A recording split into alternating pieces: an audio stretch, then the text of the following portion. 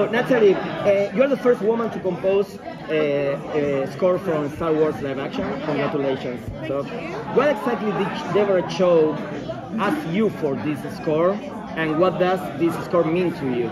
Oh, okay. So Deborah asked me because I think of my work on Loki, and then she also listened to some of my more emotional string writing that I'd done for like My Mother and Other Strangers and some BBC dramas that I'd done, and she liked the combination of the thematic writing that I'd done and the emotional writing, and I think that's what landed me the job. And then what it means to me is just it's such a. I was just hoping that I would get to like one day see John Williams conduct at the Hollywood Bowl, because he's 90, and like just even meeting him I was like, oh, that's never going to happen. So like the fact I've worked with him is just insane. It's like beyond what I could have dreamt.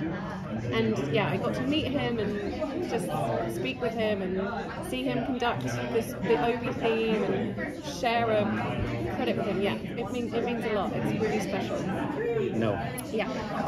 So I know Loki Season 2 is a long way out, but are you already kind of thinking about what you want to do for it, like any interesting instruments like theremin or anything like that? Yeah, I hope to bring back like the flavors that I established in series 1.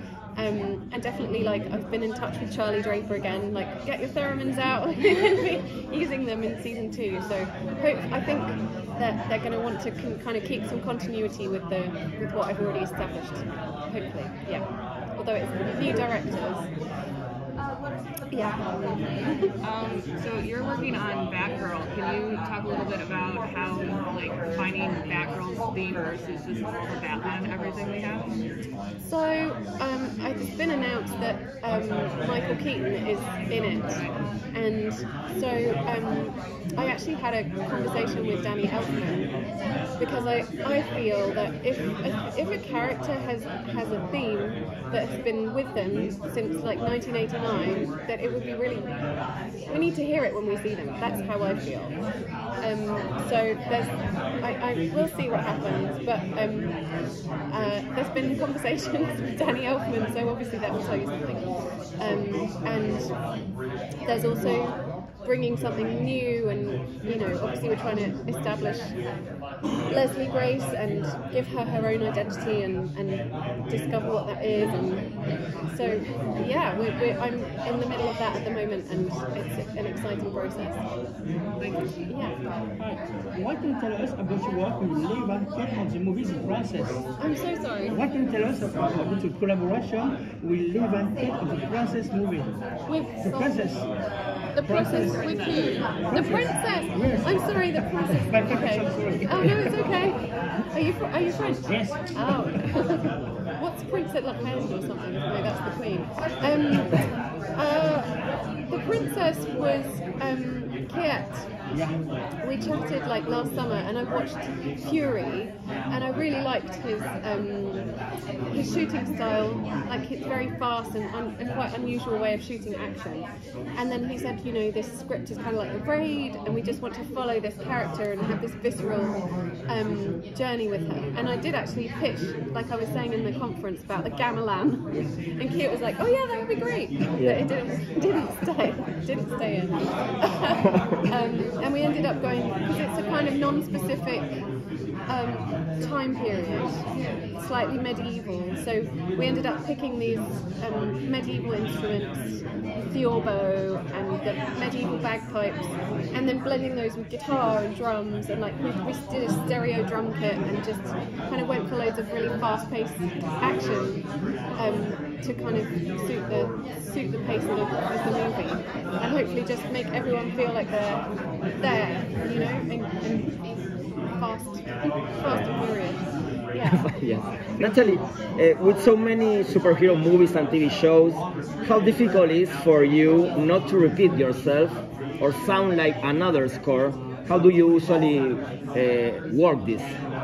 It's really tricky, because obviously I think when you come on board a project late and there's temp in use, and people are nervous and they're not quite sure, because we're all finding our way for every project. It's like what makes a show successful, like, and what makes a show unsuccessful. It's such a fine line often, and no one really knows. Like, everyone pretends they know, but I don't think anyone really knows. Like that small change that makes something a big hit. So I think there's always an element of trying to help the director on their journey to feel comfortable and maybe feel a bit more experimental with what they're doing, and go away from their temp tracks and try something new and original. But it doesn't always happen, you know. Sometimes you just have to kind of get the job done, and you don't always get that creative freedom on every project. And like I was saying to Kate Herron, I just think we really got lucky on Loki. We had, like, everyone brought their best game, and we had this freedom, and but some of those you just know, like, oh, that project, you come away feeling like I feel like I really brought a good new sound to that project, and you don't always feel that. Yeah, I know. But the Loki score is so different to all of the scores. Yes, I love it. Yeah, and congrats on the Emmy nominations for that too. Yes. I have another Loki question. This is a very specific one. Thank you. So cool. I have to take a picture of that. If you can't tell, I'm a huge Loki fan. But I was wondering how you come up with the names of certain songs, particularly Lokius. I'm wondering where you get that name from. Oh my gosh. That name was just, I did actually chat through the naming, because I was putting the album together after the show. It was like released halfway through the show being out, and then at the end.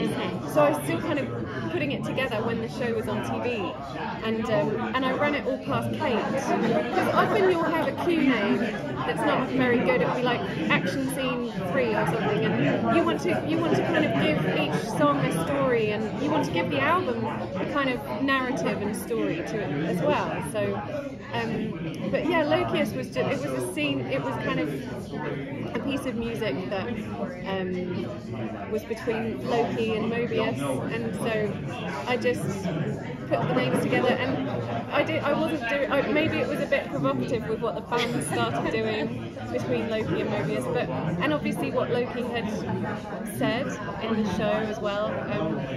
But yeah, it just, for me, I just put the names together, and it was kind of a fun thing. But I know there were people are looking into the meaning of it. Yes. Thank you.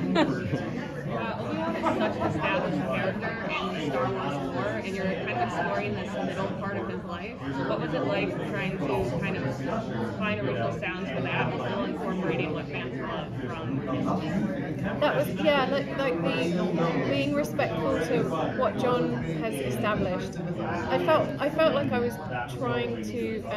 I had some leeway with the Inquisitors because they were newer, non-established in the John Williams sense. But having John come aboard and give us his Obi theme, it was like the tempos for the project, and I felt like I was able to kind of weave in and out of what he'd created with that. And Deborah asked me to kind of bring something more emotional, and like the Vader theme to bring something more raw and angry, and there was some unusual instruments in the Vader.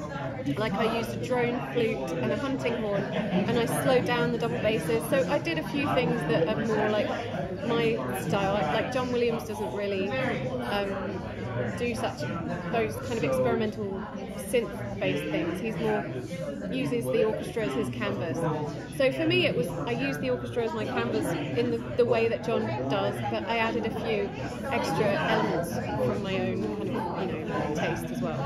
So it was fun. Yeah. Thank you. Can you talk a little about your upcoming projects?